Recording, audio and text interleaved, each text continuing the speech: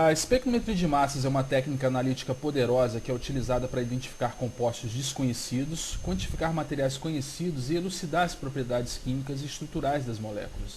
O conceito de espectrometria de massas é relativamente simples. Um composto é ionizado através de um método de ionização, os íons são separados na base da razão massa-carga por meio de um método de separação e o número de íons que corresponde a cada unidade de razão massa-carga é registrado na forma de um espectro. Para esse fim, é necessário o espectrômetro de massas, que é um analisador que permite a determinação qualitativa e quantitativa de vários componentes de uma amostra, assim como ocorre nos cromatógrafos, só que, ao contrário destes, porém, o seu ciclo de análise é da ordem de segundos.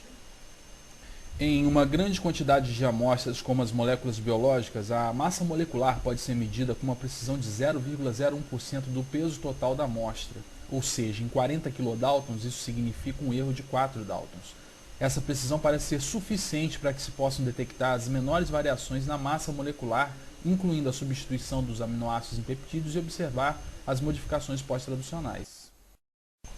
Para as moléculas orgânicas menores, a massa molecular pode ser medida com uma precisão de 5 ppm, o que parece ser suficiente para a confirmação da fórmula molecular de um componente.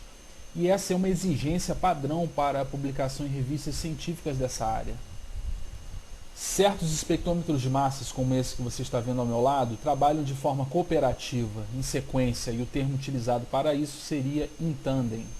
Eles podem gerar informações estruturais que são gravadas e utilizadas nas próximas fragmentações e análises dos produtos gerados.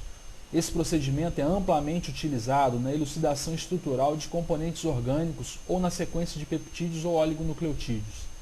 Também é possível monitorar a existência de componentes previamente caracterizados em misturas complexas com uma grande especificidade através da definição da massa molecular e do diagnóstico de um fragmento de uma molécula. Tudo isso simultaneamente possibilitando a detecção de metabólitos específicos em matrizes biológicas. Entre as maiores aplicações da espectrometria de massas está a análise de proteínas, peptídeos e oligonucleotídeos na área de biotecnologia. Na indústria farmacêutica, a aplicabilidade no drug design, na farmacocinética e no metabolismo de drogas. Análise de hemoglobina, testes de drogas e screening neonatal são aplicabilidades clínicas da espectrometria de massas.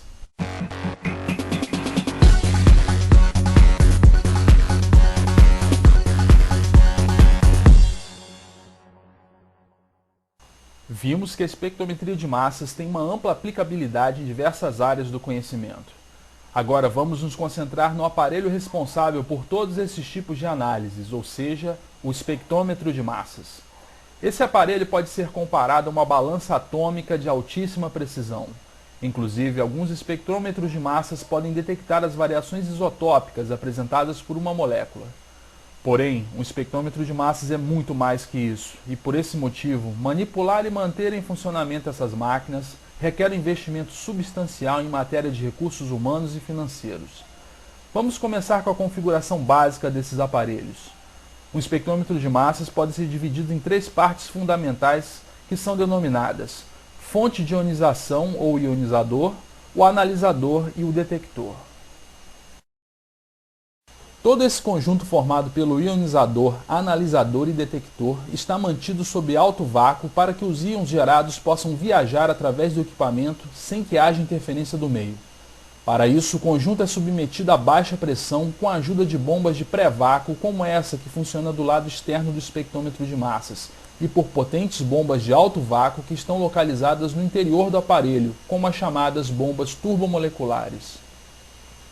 Para atingir pressões na ordem de 1,06 a -6 pascal, as bombas turbomoleculares que se assemelham a turbinas de jatos comerciais entram em ação. As pás das hélices da turbina atingem velocidades altíssimas e estalos seguidos de um zunido constante indicarão a partida e o funcionamento da bomba turbomolecular.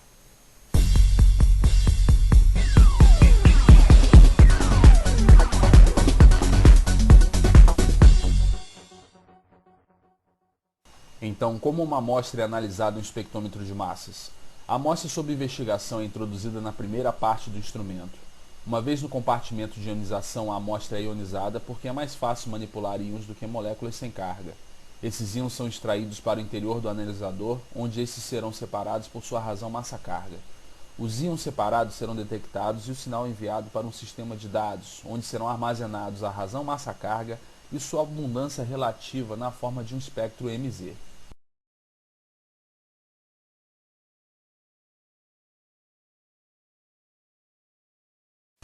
Como funcionam os sistemas de injeção de amostras dos diferentes espectrômetros de massa?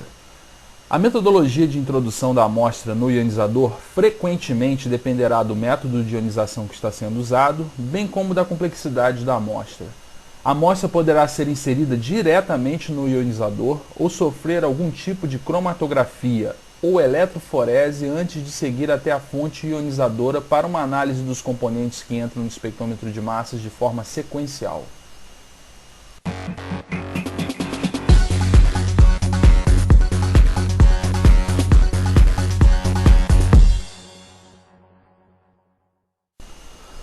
Ok, vamos começar falando de um dos métodos de ionização mais utilizados em espectrometria de massas, o electron spray.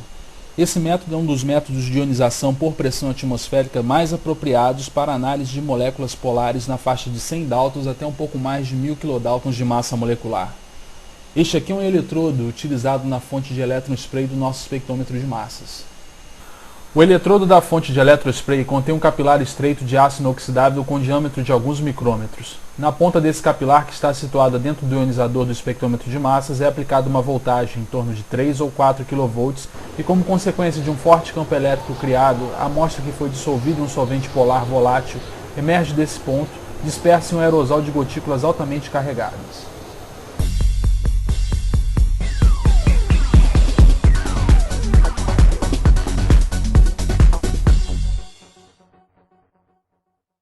Outro método de ionização bastante utilizado em espectrometria de massas é a desorção a laser auxiliada por matriz, representado pela sigla MALDI. Esse tipo de ionização é aplicado a componentes orgânicos termoestáveis, não voláteis, especialmente aqueles de alta massa molecular, e tem sido usado com bastante sucesso na análise de proteínas, peptídeos, glicoproteínas, oligosacarídeos e oligonucleotídeos. Essa técnica é relativamente clara e tolerante com tampões e outros aditivos misturados à amostra. A precisão depende do tipo e do desempenho do analisador do espectrômetro de massas, mas instrumentos mais modernos podem ser capazes de medir massas com uma precisão de 0,01%. Nosso espectrômetro de massas é bastante versátil, então simplesmente trocamos a fonte de ionização atual, que é electron spray, pela fonte de MALDI, e assim temos uma nova configuração para esse espectrômetro de massas.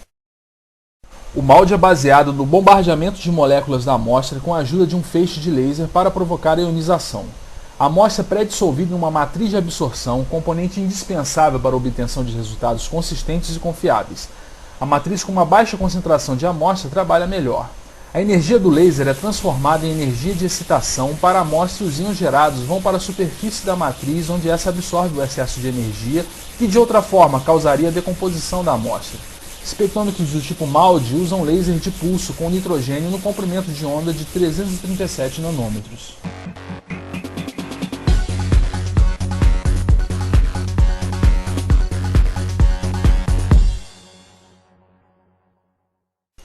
Vamos conhecer outra técnica de ionização chamada de ionização química à pressão atmosférica, conhecida pela sigla APCI.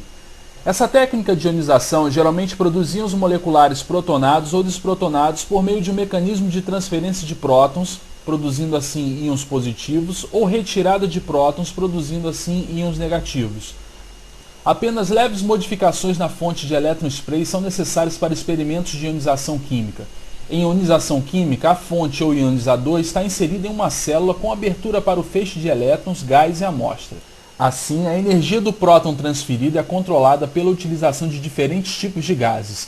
Os gases reagentes mais comuns são o metano, o isobutano e amônia. O metano é o mais forte doador de prótons, geralmente utilizado com próton afinidade de 5,7 eletronvolts. As reações ácido-básicas são frequentemente utilizadas para explicar as reações químicas de ionização. O gás reagente deve ser forte o suficiente para transferir um próton para o analito. A fragmentação e ionização química é minimizada pela redução do excesso de energia produzida pela reação. Devido aos íons moleculares possuírem um pequeno excesso de energia e serem relativamente estáveis, a ionização química é muito utilizada para a determinação da massa molecular. A amostra é vaporizada por meio de um nebulizador aquecido, emergindo como um plasma repleto de íons, formados em um solvente submetido a uma descarga elétrica. Um probe inserido em uma câmara de baixa pressão provoca um efeito de descarga conhecido como efeito corona. A ionização química é uma técnica de ionização leve capaz de produzir íons com pouco excesso de energia. Como resultado, menos fragmentação é observada no espectro de massas. Com essa técnica, se observa um aumento da abundância dos íons moleculares, os chamados adduct íons. A ionização química geralmente é utilizada para verificar a massa molecular de amostras desconhecidas.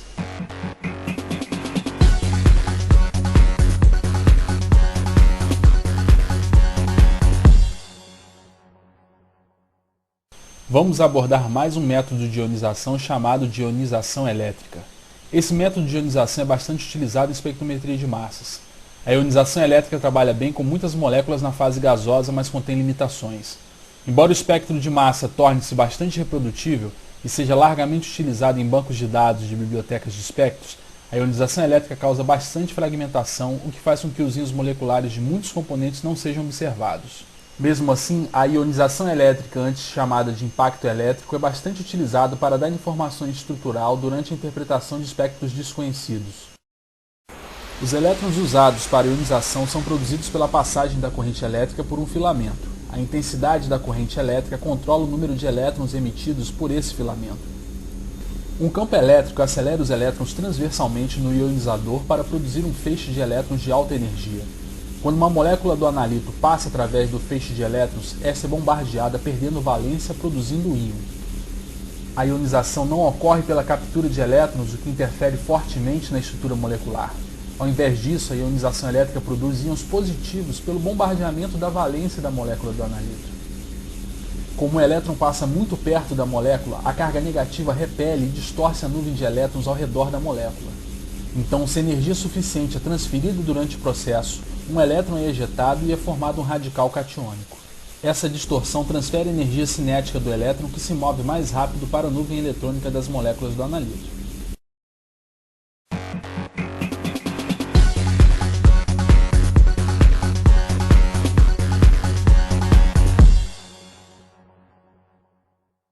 Agora que sabemos como as moléculas se transformam em íons na fonte do espectrômetro de massas, vamos entender como esses diferentes íons são separados e analisados dos diferentes tipos de analisadores mais comuns encontrados em espectrômetros de massas. A principal função do analisador é separar ou resolver os íons formados no ionizador do espectrômetro de massas de acordo com a sua razão massa-carga. Entre os diferentes tipos de analisadores estão os quadrupolos, os analisadores por tempos de voo ou TOF, os analisadores por setores magnéticos, analisadores por transformada de Fourier e quadrupolos de captura de íons. Esses analisadores possuem diferentes funções, incluindo a razão massa-carga que pode ser coberta, além, é claro, da resolução. A compatibilidade dos diferentes analisadores com diferentes métodos de ionização é bastante variável. Um exemplo disso é que analisadores de quadrupolo e tempo de voo podem ser usados juntamente com uma fonte de elétron spray, enquanto que quase nunca você encontrará um molde trabalhando acoplado a um quadrupolo, mas frequentemente o encontrará trabalhando em conjunto com um analisador por tempo de voo.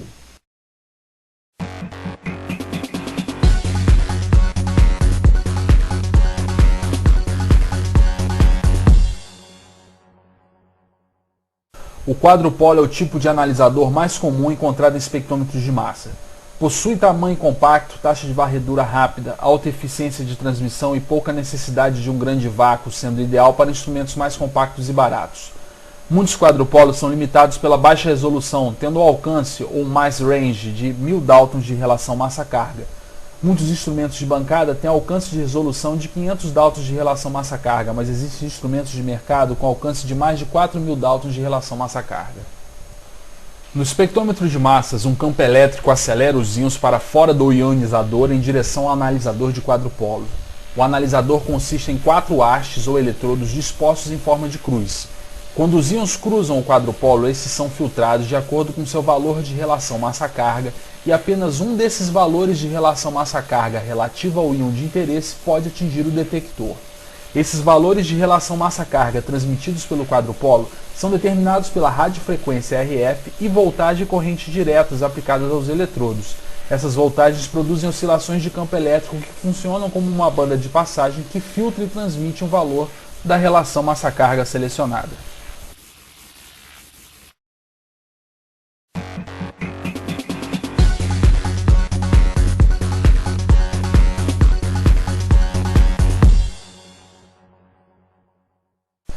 Analisadores por tempo de voo, ou TOF, separam os íons de acordo com o tempo que eles levam para atravessar um tubo de voo. Esse tipo de espectrômetro de massas é muito simples e usa voltagens fixas, não requerendo assim um campo magnético. A maior desvantagem desse instrumento é a baixa resolução, geralmente menos de 500 Daltons de relação massa-carga. Esses instrumentos têm alta eficiência de transmissão, nenhum limite para as relações de massa-carga altas, um baixo limite de detecção e uma rápida taxa de varredura. Para algumas aplicações, essas vantagens são mais importantes do que a baixa resolução apresentada pelo aparelho. Na fonte de um analisador TOF, um pacote de íons é formado através de um pulso bastante rápido de ionização. Esses íons são acelerados em direção ao tubo de voo por meio de um campo elétrico, tipicamente 2 a 25 kV. Se todos os íons são acelerados através da mesma distância pela mesma força, eles têm a mesma energia cinética. Como a velocidade V depende da energia cinética e da massa, íons mais leves viajam mais rápido pelo tubo de voo, chegando primeiro ao detector. Depois que os íons são acelerados, eles entram de 1 a 2 metros no tubo de voo. Os íons são levados dessa região livre do campo à velocidade alcançada durante a aceleração. No final do tubo de voo, eles atingem um detector. O tempo t que leva da formação dos íons até eles atingirem o detector depende do comprimento da região do voo, L, da relação massa-carga do íon e da aceleração de voltagem na fonte.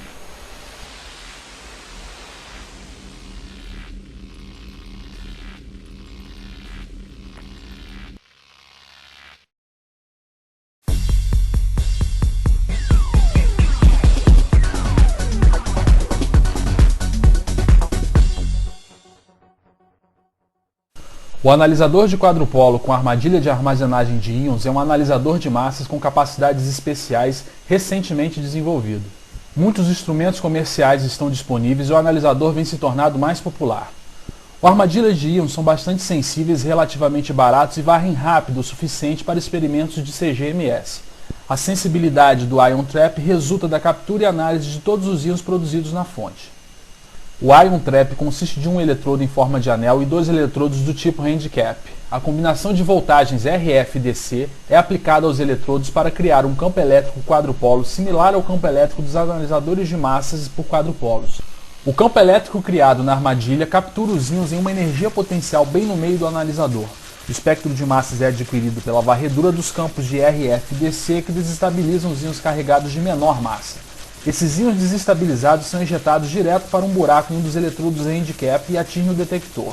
O espectro de massas é gerado varrendo os campos, então esses íons de valor crescente são ejetados da célula e detectados.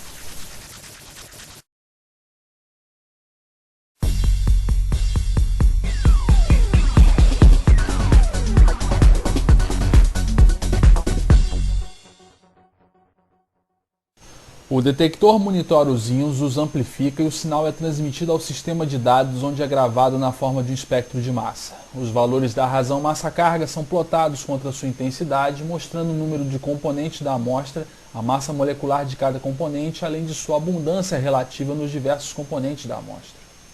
Muitos detectores utilizados ampliam o sinal do íon usando um coletor similar a um tubo fotomultiplicador. Esses detectores amplificadores incluem eletromultiplicadores e a placa multicanal conhecida como MCP. O efeito de multiplicação de elétrons se baseia no fato de que alguns materiais condutores apresentam uma propriedade denominada emissão secundária, que é caracterizada pelo fato da colisão de um elétron resultar na emissão de 2 ou 3 elétrons. A multiplicação de elétrons ocorre quando provocamos emissões secundárias sucessivas. Este princípio é a base do multiplicador com feixes de capilares.